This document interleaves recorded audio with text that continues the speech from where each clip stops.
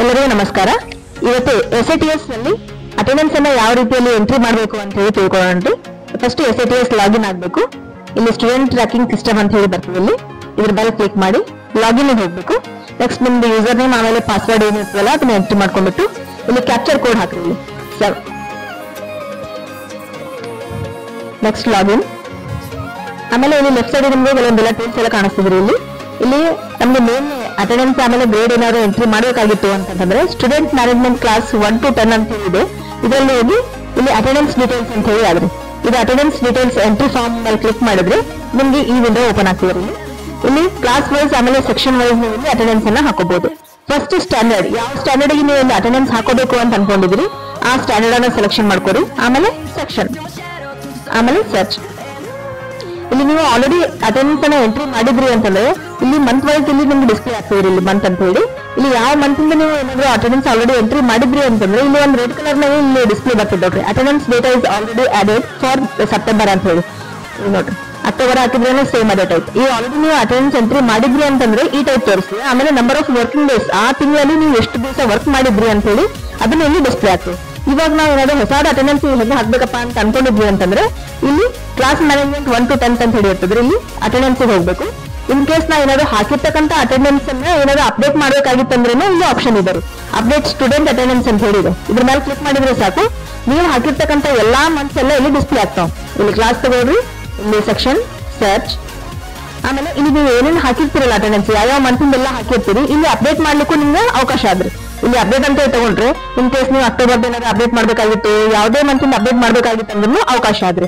ಈಗ ಹೊಸದ ಅಟೆಂಡೆನ್ಸ್ ಹಾಕ್ಬೇಕಾಗಿತ್ತು ಅಂತಂದ್ರೆ ಇಲ್ಲಿ ಒಂದು ಆಲ್ರೆಡಿ ಇಲ್ಲಿ ಹಾಕಿದ್ದಾದ್ರೆ ಒಂದು ಡಿಲೀಟ್ ಮಾಡಿ ನಿಮ್ಗೆ ತೋರಿಸ್ತೀನಿ ಯಾವ ಟೈಪ್ ಹಾಕ್ಬೇಕು ಅಂತ ಹೇಳಿ. ಮತ್ತೆ ಅಗೇನ್ ಇಲ್ಲಿ 1 to 10 attendance details, attendance entry form, ಇಲ್ಲಿ ಕ್ಲಾಸ್ ಹೋಗ್ರಿ, ಸೆಕ್ಷನ್, ಸರ್ಚ್. ಈಗ ನೋಡ್ರಿ ಆಲ್ರೆಡಿ ಎಲ್ಲಾನು ಎಂಟ್ರಿ ಮಾಡಿದ್ದಾರೆ ಅಪ್ ಟು ಡಿಸೆಂಬರ್ ವರೆಗೂ ಆದ್ರೆ ಇದನ್ನ ಜನವರಿಯಿಂದ ಹಾಕಬೇಕಾಗಿತ್ತು ಅಂತಂದ್ರೆ ಇಲ್ಲಿ ನಂಬರ್ ಆಫ್ ವರ್ಕಿಂಗ್ ಡೇಸ್ ನೀವು ಎಷ್ಟು ತಗೊಂಡಿರ್ತೀರೋ ತಗೊಂಡು ಅಲ್ಲಿ ಎಷ್ಟು ದಿವಸ ನಿಮ್ದು ಕ್ಲಾಸ್ ಎಲ್ಲ ನಡೆದಿರ್ತದ ಅದ್ರ ಮೇಲೆ ಇಲ್ಲಿ ನೀವು ನಂಬರ್ ಆಫ್ ವರ್ಕಿಂಗ್ ಡೇಸ್ ಅಲ್ಲಿ ಹಾಕಿ ಈ ಸ್ಟೂಡೆಂಟ್ ಆ ಮಂತ್ ಅಲ್ಲಿ ಎಷ್ಟು ಜನ ಅಟೆಂಡ್ ಆಗಿದ್ದಾರೆ, ಎಷ್ಟು ದಿವಸ ಅಟೆಂಡ್ ಆಗಿದ್ದಾರೆ ಅಂತ ಹೇಳಿ ಇಲ್ಲಿ ನೀವು ಅಲ್ಲಿ ಎಂಟ್ರಿ ಮಾಡಬೇಕು. ಬಟ್ ಇಲ್ಲಿ ಎಂಟ್ರಿ ಮಾಡ್ಬೇಕಾದ್ರೆ ನಂಬರ್ ಆಫ್ ವರ್ಕಿಂಗ್ ಡೇಸ್ 26 ಇರ್ತಾವೆ. ಇನ್ ಕೇಸ್ ನೀವು ಏನಾದ್ರು 26 ಬಿಟ್ಟು 27 ಏನಾದ್ರು ಹಾಕಿದ್ರಿ ಅಂತಂದ್ರೆ ಅದು ತಗೊಂಡಿದ್ರಿ. ಮ್ಯಾಕ್ಸಿಮಮ್ ವರ್ಕಿಂಗ್ ಡೇಸ್ 26 ಅದ, ಬಟ್ ಅದು 27 ಹಾಕಿದ್ರಿ ಅಂತಂದ್ರೆ number of working days is more than entered number ಅಂತ ಹೇಳಿ ಬರ್ತಿದ್ರಿ ಅಲ್ಲಿ.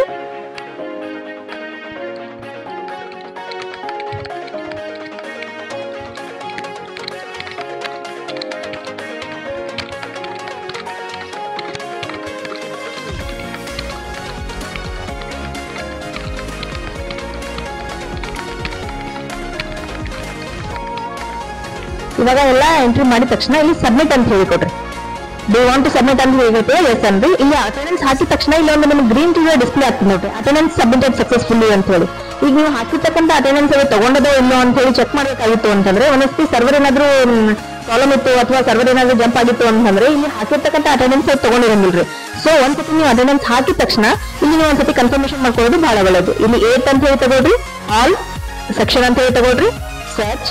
ಇವಾಗ ನೀವು ಜನವರಿ ಮಂತ್ ಹಾಕಿದ್ದೀರಿ ಅಂತಂದ್ರೆ ಇಲ್ಲಿ ಮಂತ್ ಅಲ್ಲಿ ಹೋಗಿ ಜನವರಿ ಅಂತ ಹೇಳಿ ತಗೋರಿ. ಇಲ್ಲಿ ಬಂತ attendance data is already added for January month ಅಂತ ಹೇಳಿ ಈ ಟೈಪ್ ನೀವು ಅಟೆಂಡೆನ್ಸ್ ಅನ್ನ ಹಾಕೋಬಹುದು. ಆಮೇಲೆ ಏನಾದ್ರು ಅಪ್ಡೇಟ್ ಮಾಡ್ಬೇಕಾಗಿತ್ತು ಅಥವಾ ಈಗ ಒಂದು ಹುಡುಗರಿಗೆ 1-2 ದಿವಸ ಹೆಚ್ಚಿಗೆ ಕೊಟ್ಟಿರ್ತೀರಿ, ಆಮೇಲೆ 1-2 ದಿವಸ ಏನಾದ್ರು ಕಡಿಮೆ ಮಾಡ್ಬೇಕಾಗಿತ್ತು ಅಂತಂದ್ರೆ ಅಪ್ಡೇಟ್ ಸ್ಟೂಡೆಂಟ್ ಅಟೆಂಡೆನ್ಸ್ ಅಂತ ಹೇಳಿ ಇರ್ತದ್ರಿ. ಇಲ್ಲಿ ನೀವು ಯಾವ ತಿಂಗಳಲ್ಲಿ ಅಲ್ಲಿ ನೀವು ಏನಾದ್ರು ಅಪ್ಡೇಟ್ ಮಾಡ್ಬೇಕಾಗದಪ್ಪ ಅಥವಾ ಹೆಚ್ಚಾದ್ರೂ ಹಾಕ್ಬೇಕಾಗದ ಅಥವಾ ಕಡಿಮೆ ಆದ್ರೂ ಹಾಕ್ಬೇಕಾಗದ ಅಂತಂದ್ರೆ ಅದನ್ನ ಇಲ್ಲಿ ಇದೇ ತಿಂಗಳಲ್ಲಿ ನೀವು ಅಪ್ಡೇಟ್ ಅಂತ ಹೇಳಿ ತಗೋಬಹುದು. ಯಾವ್ದಾದ್ರು ಒಂದ್ ತಿಂಗಳದ್ದು ಅಪ್ಡೇಟ್ ತಗೊಂಡ್ರೆ ಇಲ್ಲಿ ಡಿಸ್ಪ್ಲೇ ಆಗ್ಬಿಡ್ತೇವ್ರಿ ಅಪ್ಡೇಟ್. ಓಕೆ, ಇಲ್ಲಿ ನೀವು ಆಲ್ರೆಡಿ ಕೊಟ್ಟಿರ್ತೀರಿ ಆ ಅಪ್ಡೇಟ್ ಅನ್ನ ಒಂದ್ಸತಿ ನೀವು ಅಲ್ಲಿ ಅಪ್ಡೇಟ್ ಅನ್ನ ಯಾವ ಟೈಪ್ ಅಂದ್ರೆ ಈಗ ಇನ್ ಕೇಸ್ 0 ಅಂತ ಹೇಳಿ ಕೊಟ್ಟಿದ್ರಿ ಅಂತ ಅನ್ಕೋರಿ. ಆ ಹುಡುಗಿ ಆ ತಿಂಗಳಲ್ಲಿ 1 ದಿವಸನೋ 2 ದಿವಸನೋ ಬಂದಿರ್ತಾರ, ಅದನ್ನ ನೀವು 2, 3 ಅಂತ ಹೇಳಿ ಅದನ್ನ ನೀವು ಅಲ್ಲಿ ಹಾಕೊಂಡ್ಬಿಟ್ಟು ಮತ್ತೆ ಸಬ್ಮಿಟ್ ಅಂತ ಹೇಳಿ ಕೊಟ್ಟರೆ ಅದು ಅಪ್ಡೇಟ್ ಆಗ್ಬಿಡ್ತದ್ರಿ. ಅಲ್ಲಿ ನೀವು ಏನ್ ಕೊಟ್ಟಿರ್ತೀರಿ ಅಲ್ಲಿ ಗ್ರೀನ್ ಕಲರ್ ಡಿಸ್ಪ್ಲೇ ಆಗ್ತದ್ರಿ, ಅಟೆಂಡೆನ್ಸ್ ಅಪ್ಡೇಟೆಡ್ ಸಕ್ಸಸ್ಫುಲಿ ಅಂತ ಹೇಳಿ ಬಂದ್ಬಿಡ್ತದ್ರಿ. Thank you.